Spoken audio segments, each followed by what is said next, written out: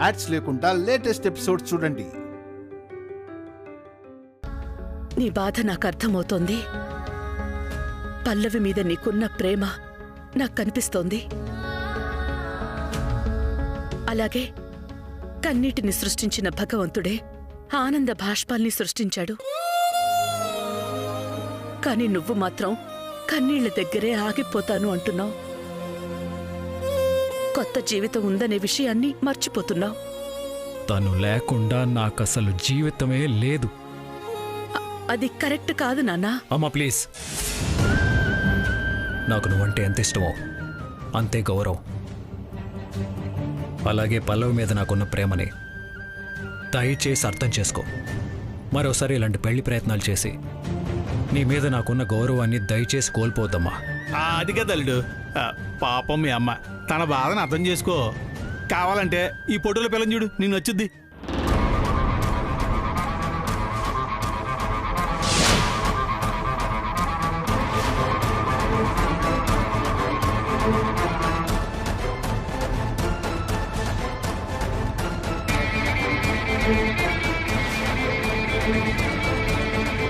ఈ విషయం గురించి మాట్లాడుకోవటం ఇదే మొదటిసారి, ఇదే చివరిసారి కావాలి. మరోసారి డిస్కషన్ ఉండకూడదు, రాకూడదు.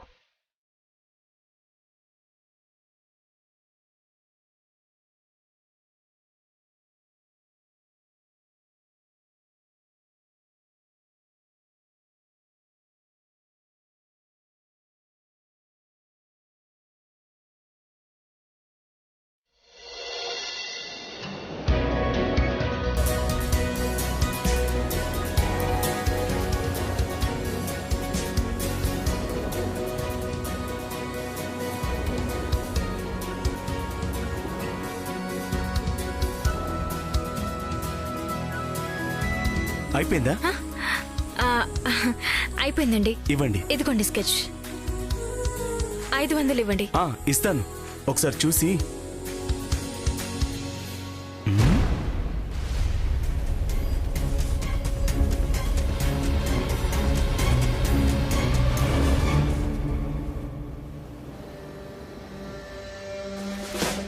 ఎంతమ్మా అడిగావు? 500 కదా, తీసుకో.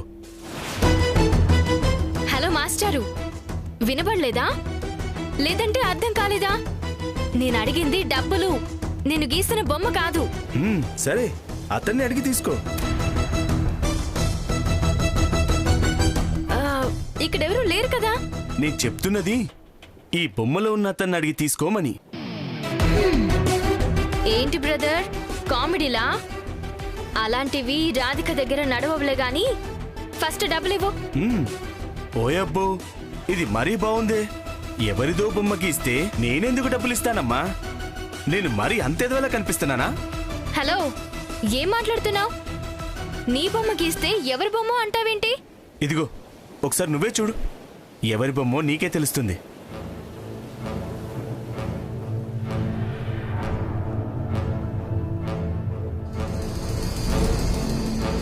కనులకు తెలియదే, తనువుకు తెలుపదే, వివరములడగదే నా గుండెలోతు.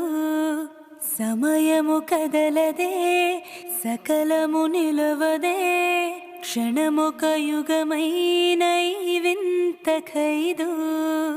నాలోన నువ్వు, నేనైన నువ్వు, నా కొంచె అంచుల్లో నీవే. ఇప్పుడు చెప్పు, అది నా బొమ్మేనా? ఆ ఫేస్ కి నా ఫేస్ కి అసలేమైనా సంబంధం ఉందా? బొమ్మలేయడం రాకుండానే ఇంత వ్యాపారం పెట్టేశావు నువ్వు నీ బొమ్మలు.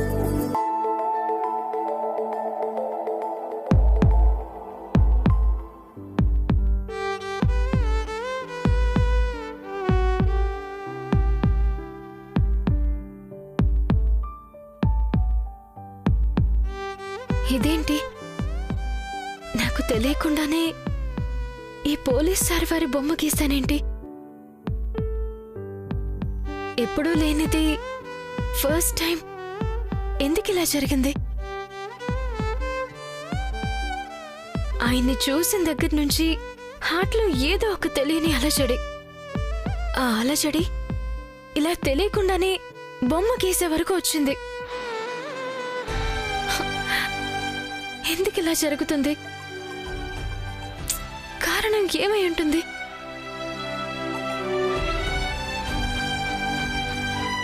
అసలు ఈ గుండె ఎవరితో తెలుసుకుంటే అది ఎందుకు ఇలా గొడవ చేస్తుంది తెలుస్తుందేమో.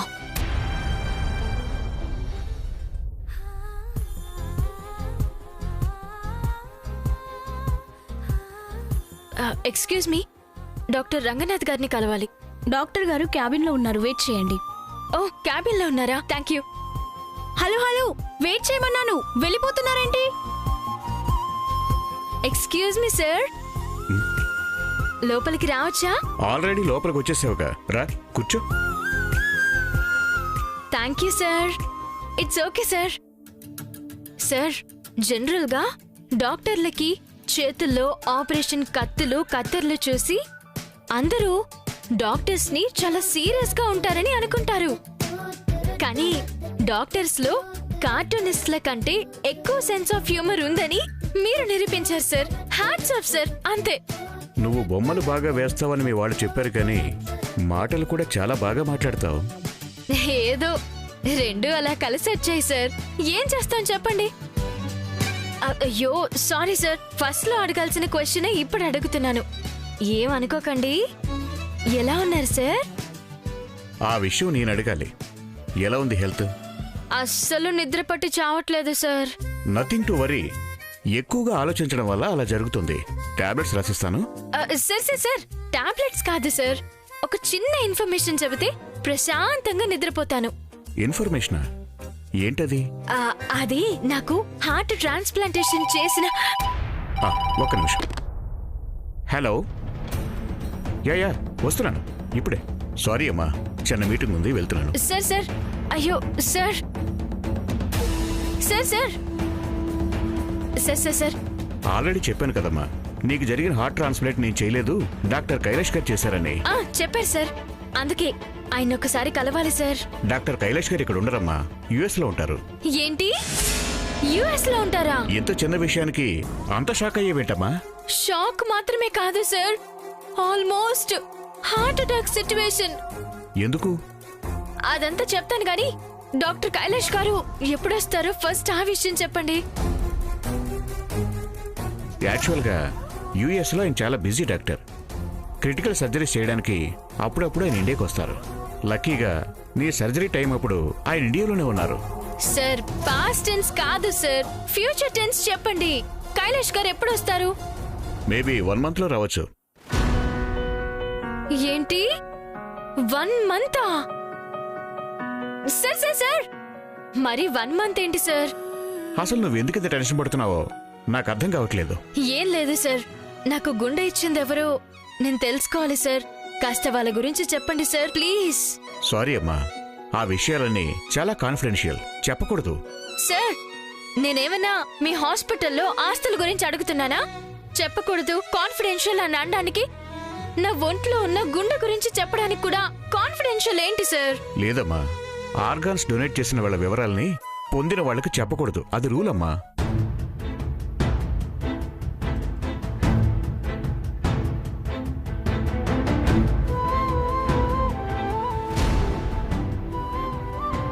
సార్, ఈ ప్రాణం నాది కాదు, ఎవరో పెట్టిన భిక్ష. వాళ్ళు పోతూ పోతూ నాకు ఆయుష్ పోసి వెళ్లారు.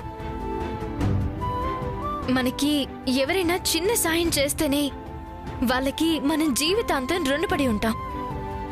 అలాంటిది నాకు జీవితాన్నే వరంగా ఇచ్చిన వాళ్ళకి నేను ఇంకెంత రుణపడి ఉండాలి? మీరే చెప్పండి. నాకు గుండె ఇచ్చిన కుటుంబానికి నేను కృతజ్ఞతలు చెప్పాలి, లేదంటే నేను పీల్చుకునే గాలి కూడా నన్ను వెక్కిరేస్తుంది. అలా చేయకపోతే నేనసలు మనిషిని అనిపించుకోను సార్. ప్లీజ్ సార్, చెప్పండి ప్లీజ్. సారీ అమ్మా, చెప్పకూడదు, అర్థం చేసుకో. రూల్స్ గురించి కాదు, కాసేపు నా స్థానంలో ఉండి మానవత్వంతో ఆలోచించండి ప్లీజ్. పోనీ కైలాష్ గారి నెంబర్ అయినా ఇవ్వండి సార్. నంబర్ కూడా ఇవ్వడానికి కుదరదు. నన్ను హాస్పిటల్లో జాయిన్ చేసినప్పుడు మా వాళ్ళు మీకేమైనా డబ్బులు తక్కువగా ఇచ్చారా? లేదే. ఎందుకలా అడిగావు? కక్ష పెంచుకున్నట్టు మానవత్వం లేకుండా ప్రవర్తిస్తున్నారు కదా, అందుకు. అమ్మా తల్లి, ఫస్ట్ నువ్వు వెళ్ళు. నాకు మీటింగ్ టైం అవుతుంది.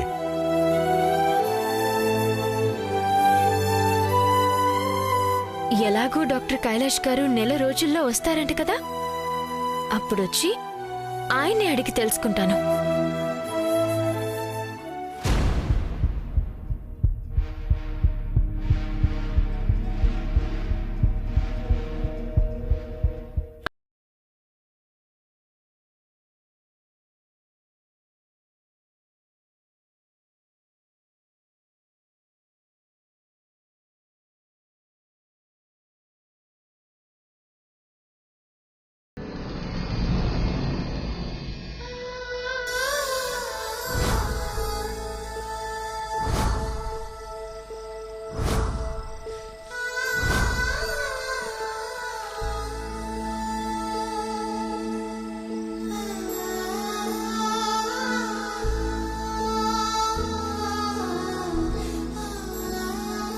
నువ్వెవరివో నాకు తెలీదు, కానీ కారణం లేకుండా ఏదీ జరగదు అని అంటారు. నిన్ను నా కొడుకు జీవితంలోకి పంపించటం కోసమే ఆ అమ్మవారే నీ ఫోటోని నా దగ్గరికి పంపించారని నేను నమ్ముతున్నాను. నువ్వే నా కొడుకుని శూన్యంలో నుంచి వెలుగులోకి తీసుకొస్తావనే ఆశతో ఉన్నానమ్మా. మా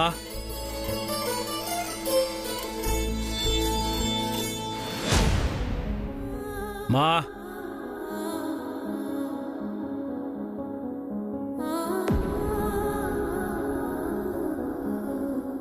మా భోంచేయలేదంట, కొమ్మ చెప్పింది. ఆకలిగా లేదు.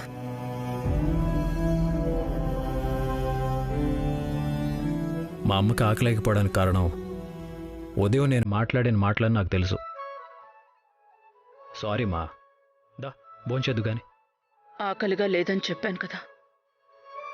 మా అమ్మ భోంచేయకుండా ఉంటే, అందులోనూ నా కారణంగా బాధపడుతుంటే నాకు అంతకంటే బాధ మరొకటి ఉండదమ్మా. ప్లీజ్ మా, రా రా చెప్తాను. ఎంతటి ఎత్తు ఎదిగినను తల్లికి తనయులు పిల్లలేగా, కంటిని రెప్ప కాచునట్టు కాచినావుగా అమ్మా. నా ఉనికివి నీవమ్మా, నా ఊపిరి నీవమ్మా, నా లోకమే నీవమ్మా.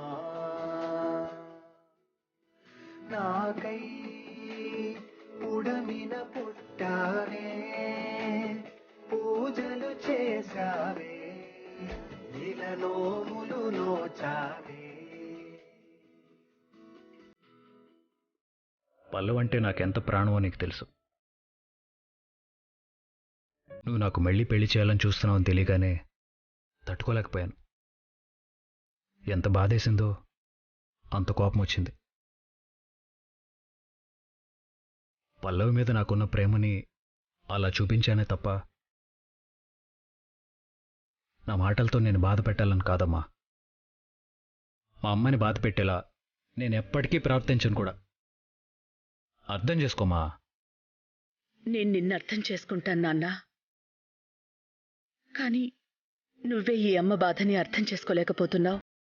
మా అవును నాన్న, కన్నవాళ్లకి నిజమైన సంతోషం ఎప్పుడో తెలుసా?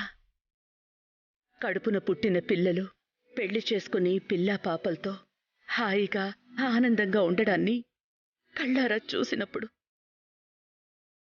కాని మాకు మాత్రం నీ ముఖంలో ప్రతి క్షణం దిగులు తప్ప నవ్వనిదే కనిపించటం లేదు. నా మనసులో బాధ తప్ప నీ కళ్ళలో సంతోషం అనేదే నేను చూడలేదు. పల్లవి చనిపోయాక ఆ దిక్కుమాలను మందు అలవాటు చేసుకున్నావు. డ్యూటీ నుంచి ఇంటికొచ్చిన తర్వాత ఆ 4 గోడలు దాటి బయటికి రావు, ఎవ్వరితోనూ కలవ్వు, మాట్లాడవు. పల్లవినే తలుచుకుంటూ తన గురించే ఆలోచిస్తూ నీలో నువ్వే కుమిలిపోతున్నావు. కన్న కొడుకుని ఇలా చూస్తుంటే ఈ కన్న పేగు తల్లడిల్లిపోతోందిరా. ఇదే బాధతో, దిగులుతో ఏమైపోతావోనని భయంగా ఉంది. అందుకే నా కొడుకుని తిరిగి ఇంతకు ముందులా చూడడం కోసం ఒక తల్లిగా ఆరాటపడుతున్నాను, ప్రయత్నిస్తున్నాను. దయచేసి అమ్మ బాధని అర్థం చేసుకో నాన్న. అమ్మా, నీ బాధ నాకు అర్థమవుతుంది. అలాగే పల్లవి మీద నాకున్న ప్రేమను అర్థం చేసుకో. పల్లవి నా నుంచి దూరమైన తప్ప నాలో నుంచి కాదు. కార్తీక్, పల్లెవంటే నీకెంత ప్రేమో నాకు తెలుసు. కాని దురదృష్టం కొద్దీ 100 ఏళ్లు కలిసి బ్రతికే అదృష్టాన్ని ఆ దేవుడు నీకు రాసి పెట్టలేదు. జీవితంలో కొన్ని సంఘటనలు అనుకోకుండా జరుగుతాయి. వాటిని దాటుకుని ముందుకు వెళ్లాలే గాని జరిగిపోయిన వాటి గురించి బాధపడుతూ జీవితాన్ని నాశనం చేసుకుంటామా చెప్పు? అమ్మా, పల్లవే నా జీవితం. తనతోనే నా జీవితం ముగిసిపోయింది.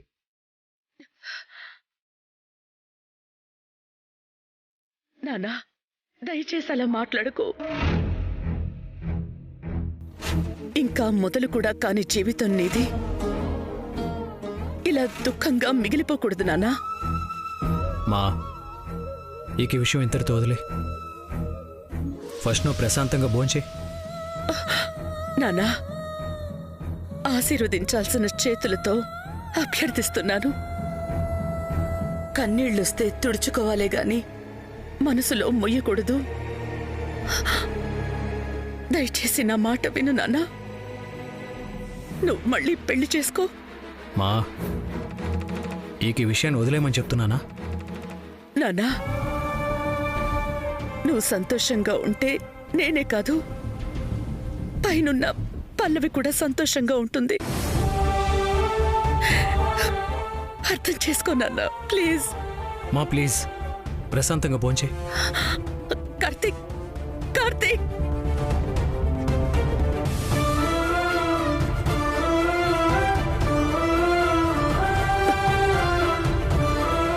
ఏ దేవత నా కొడుకుని, వాడి మనసుని మారుస్తుందో? నేనున్నాను కదా అమ్మా. అన్నయ్య ఇంకా రావట్లేదేంటి? అక్క, నేను వడ్డిస్తాను. ఎందుకు? నేను వడ్డిస్తే వంటల టేస్ట్ ఏమైనా మారిపోతుందా? లేదంటే నువ్వు వడ్డిస్తే రుచి ఏమైనా పెరిగిపోతుందా? అది కాదక్క, నేను రెస్ట్ తీసుకోమని డాక్టర్ చెప్పారు కదా. ఇంకోసారి రెస్ట్ అన్నావంటే రెస్ట్ లేకుండా కొడతా నిన్ను. అయినా వడ్డించడానికి గుండె అలసిపోతుందా? లేదంటే ఆగిపోతుందా? మీరు మీ చాదస్తం కాకపోతే. ఆయనే ఉంటే ఈ వైట్ సారీ ఎందుకు అన్నట్టు మీ నాన్నే బతికుంటే మనకిన్ని కష్టాలుండేవి కాదు. గురువారప్ప, ఎంత అన్యాయందా ఇది. అమ్మా, నీలో డ్రామా మరీ ఎక్కువైంది. కాస్త తగ్గించవే. చూడు మోలే, ఉప్పు లేని కూర, డ్రామా లేని జీవితం, రుచి ఇల్లాదే. మా ప్రేమ కథలో అంత డ్రామా ఉంది కాబట్టే మరో చరిత్ర సినిమా రేంజ్లో చరిత్రలో నిలబడిపోయింది. అసలు నేను మీ నాన్న. ప్లీజ్, నాకు ప్రశాంతంగా భోంచేయాలనుంది. మీ లవ్ స్టోరీ మొదలుపెట్టి జీవితం మీద విరక్తి కలిగేలా చేయకమ్మా, ప్లీజ్. పిచ్చిదానా, పెచ్చులుడినంత మాత్రాన తాజ్ మహల్ గొప్పతనం తగ్గిపోతుందా? నువ్వు విననంత మాత్రాన మా లవ్ స్టోరీ విలువ తగ్గిపోతుందా? రాధే, రాధే, నీకు హ్యాపీ న్యూస్ రా. ఏంటన్నయ్యా, నా గుండె ఎవరిదనేది తెలిసిందా? కాచెల్లి, నిన్ను హార్ట్లో పెట్టుకుని చూసుకునేవాడు దొరికాడు. అన్నయ్య, నువ్వేమంటున్నావో నాకు అర్థం కావట్లేదు. నీకోసం నేను ఒక మంచి పెళ్లి సంబంధం చూశాను. అబ్బాయి సాఫ్ట్వేర్ ఇంజనీర్, నెలకి 2 లక్షలు జీతం. రేపే నీకు పెళ్లి చూపులు. ఏంటి నువ్వు ఇప్పుడప్పుడే పెళ్లి చేసుకోవడం నాకు ఇష్టం లేదని చెప్పాను కదా, మరి చెప్ప పెట్టకుండా సడన్ గా ఈ పెళ్లి చూపుల గోలేంటి? అర్థం లేకుండా. చూడు రాధి, ఇప్పుడు నేను చూసిన అబ్బాయి వాళ్ళకి కూర్చొని తిన్నా తరగిన ఆస్తులున్నాయి. నువ్వు మహారాణిలా జీవితాంతం కాలు మీద కాలేసుకుని హాయిగా బతుకుతావు. ఆహా, అవునా? అలాగా? మరీ అంత కోటీశ్వరులంటే కట్నం కింద ఈజీగా 4-5 కోట్లు అడుగుతారు. మరి కట్నం కోసం ఎవరి కిడ్నీలు అమ్ముతావు బ్రదర్? నా చెల్లిని చేసుకోవాలంటే పెట్టి పుట్టాలి. ఏ జన్మలోనో రాసి పెట్టి ఉండాలి. చూస్తూ ఉండు, నిన్ను చూశాక పైసా కట్నం తీసుకోకుండా నిన్ను పెళ్లి చేసుకుంటానని అతనే కాళ్ళ బేరానికి వస్తాడు. కాళ్ళ బేరం లేదు, చేతుల బేరం లేదులే గాని చూడు బ్రదర్, మిమ్మల్ని అందరినీ బాగా చూసుకోవాల్సిన బాధ్యత నాకుంది. అప్పటిదాకా పెళ్లి లేదు, గిల్లి లేదు. కానీ చెల్లికి పెళ్లి చేయాల్సిన బాధ్యత అన్నయ్యగా నా మీద ఉంది. ఒరే భార్గవ, నువ్వు సాఫ్ట్వేర్ ఇంజనీర్ కాదు కదా? సాఫ్ట్వేర్ కంపెనీ ఓనర్ని చూసినా సరే మన కొట్టి కళ్యాణం చేసుకోదు. పెళ్లి చేసుకోదా? ఎందుకు? సీరియల్ అంతా చూసి సీరియల్ పేరు ఏంటి అని అడిగినట్టు మ్యాటర్ అంతా తెలిసి కూడా ఎందుకని అడుగుతావేంట్రా? మన కొట్టి ఆ పోలీస్ అబ్బాయిని లవ్ చేస్తుంది కదా.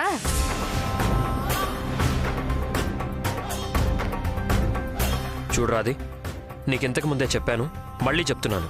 నువ్వు ఎవరిని పెళ్లి చేసుకోవడానికైనా నేను ఒప్పుకుంటాను, గాని పోలీస్ని చేసుకోవడానికి మాత్రం చచ్చినా ఒప్పుకోను.